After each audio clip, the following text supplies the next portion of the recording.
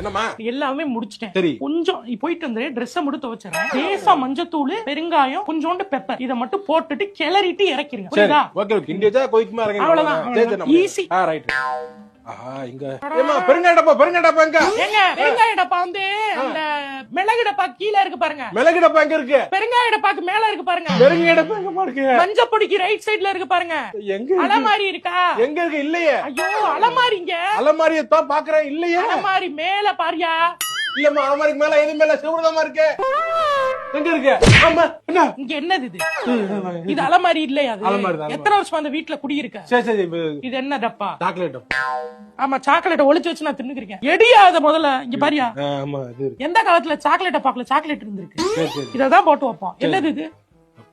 ஏன் வேற என்ன இல்லன்னு சொன்னா? மஞ்சத்தூள். இது என்னது? இது பெருங்காயம். இப்ப எப்படி கால் முளைச்சு வந்துச்சா இல்ல பறந்து வந்துச்சா? ஹாரி பாட்டர்ல இல்ல பார்த்த காணாம